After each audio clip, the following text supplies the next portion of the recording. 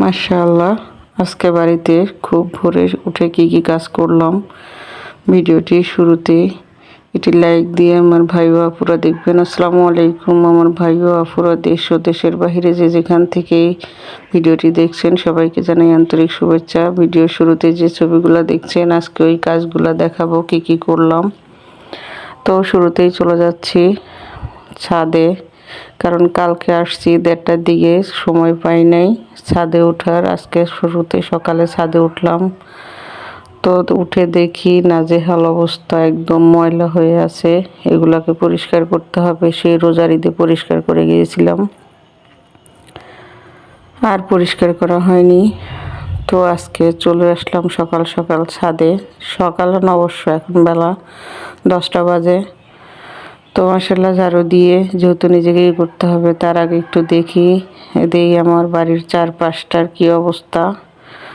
মেঘলা মেঘলা ভাব হচ্ছে, প্রচুর গরম। তারপরও ছাদটা পরিষ্কার করতে হবে, সময় নেই, আবার কালকে চলে যেতে হবে। সেই জন্য আজকেই চলে আসলাম। আশেপাশে দেখালাম গাছপালা সব কিছু একদম জঙ্গল হয়ে আছে। বাড়ির চারপাশটা দেখালাম আপনাদেরকে। আসলে গ্রামে অনেক গাছপালা থাকে, গ্রামে অনেক কিছু থাকে যা আমরা শহরের বাড়িতে থাকলে বুঝতে পারি না। যখন গ্রামে আসি তখন এগুলাকে ঠিক করতে, পরিষ্কার করতে অনেক সময় লেগে যায়। তো ছাদটাকে আমি এখন একদমই ভালোভাবে পরিষ্কার করব। আর বাড়িতে সব গাছপালাগুলো একদম জঙ্গল তো হয়েছে, এগুলাকে কেটে পরিষ্কার করতে হবে। ইনশাল্লাহ করবো আগামীতে। বৃষ্টির দিন গাছে প্রচুর পরিমাণ পানি, তাল এখন বড় হয়ে গেছে, তাল হয়ে যাচ্ছে। অথচ আমরা শহরের বাড়িতে পানির তাল কিনে খেতে হয়। তো মাশাআল্লাহ আপনাদেরকে আমি অফ ক্যামেরায় পরিষ্কার করে নিয়েছি ছাদটা, এখন আবার দেখাচ্ছি। তো এভাবে পরিষ্কার করে নিয়েছি। সকালে একটু হালকা বৃষ্টি হয়েছিল, এজন্য একটু নরম ছিল, পাতাগুলো উঠিয়ে ফেললাম পরিষ্কার করে সব ময়লাগুলো। এখন প্রচুর পরিমাণ গরম, মনে হচ্ছে যে এইখানেই হয়তো স্টক করবো, এরকম অবস্থা। তো এখন নেমে যাব, সবগুলো পরিষ্কার করে ফেলেছি। গিয়ে এখন খাবো কিছু ঠান্ডা জিনিস।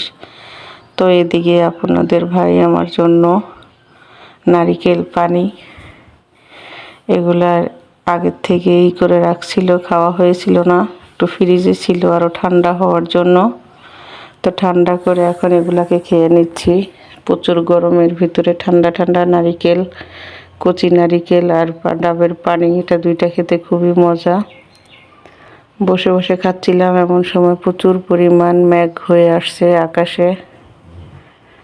মনে হচ্ছে যে এখনই বৃষ্টি আসবে, না হলে ঝড় তুফান আসবে। এদিকে আমার একটা ছোট্ট বিড়াল, অনেক ছোট ছিল গতবার, এখন দেখতেছি বড় হয়ে গেছে। গেলেই বাড়ি থেকে আসলেই চলে আসে। তো চলে আসছে, আমি ওরা বলতেছি খাবা খাবা, আসো খাও, কিন্তু ও আসতেছে না। আমার সাথে ছাদেও যাইতে চাইছিল, আসলে ওরে ছাদে নিতে পারি নাই, পরে নামে আসছে সিঁড়ি থেকে। তো আমি এগুলাকে খেয়ে নিচ্ছি, আর ওকেও দিলাম।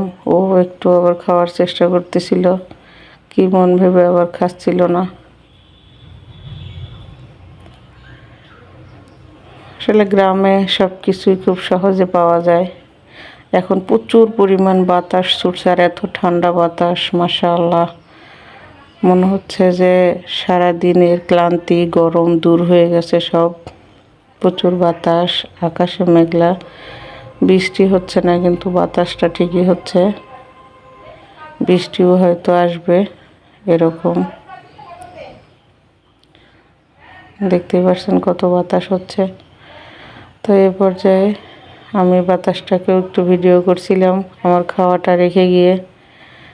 আশেপাশে নীরব শুনছেন, একদম সুন্দর বাতাসের ভিতরে। আবার খাওয়াটা শেষ করে ফেললাম, যেহেতু নষ্ট হয়ে যাবে রেখে দিলে,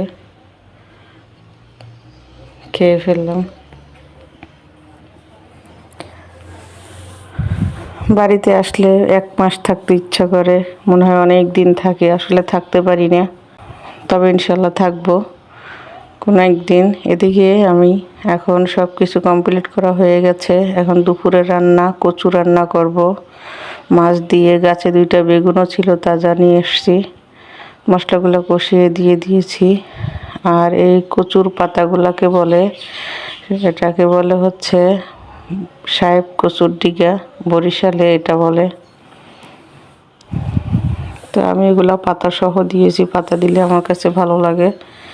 একদম কচি কচি ছিল। রান্নাটাও বেশ অনেক মজা হয়েছিল, খুব ভালো একটি খাবার, একদম তরতাজা শাক মাছ, সবাই পছন্দ করবে। আর আমি এদিকে রান্না করছিলাম, আমার আশেপাশে অনেক ভাবি চাচিরা আসছিল, তাদের সাথে কথা বলছিলাম। আর বাহিরে বৈঠকখানায় বসে রান্না করছিলাম। মাছগুলোকে আমি আগেই ভেজে রেখেছিলাম, ওদের সাথে রান্নাও করছিলাম আর কথাও বলছিলাম, যেন সবার সাথে একটু অনেকদিন পরে আসছি কথাও বলতে পারি। আর বাহিরে রান্না করতে খুব ভালো লাগে। এখন অনেকেই চলে গেছে, ভাবি আছে, আসছিল প্রায় 7-8 জন। সবাই কথা বলার জন্য অনেক সময় ধরে কথা বলছিলাম তাদের সাথে। অনেক দিন পরে আসলে সবাই একটু দেখতে আসে, কিন্তু যেহেতু সবাই শোনে নাই, অল্প দিনের জন্য আসছি। যে শুনতেছে সেই আল্লাহর রহমতে আসতেছে। মাশাআল্লাহ, আলহামদুলিল্লাহ। মানুষ মানুষের কাছে এমনিতে আসে, এটাই সবচেয়ে বড় পাওয়া। তো আমার শাকটিও মাশাআল্লাহ দিলে সব দিক দিয়ে হয়ে যাচ্ছে। রান্নাটাও কষানো, শাকটা কষানো হয়ে গেছে, ঝোল দিয়ে দিলাম।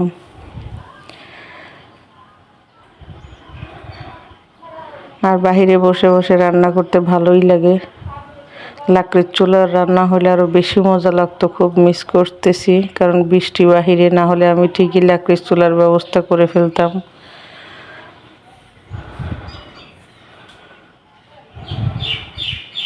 তো আমি মাছগুলোকে এখন দিয়ে দিলাম। এই মাছগুলো সবাই চেনেন, সামুদ্রিক মাছ।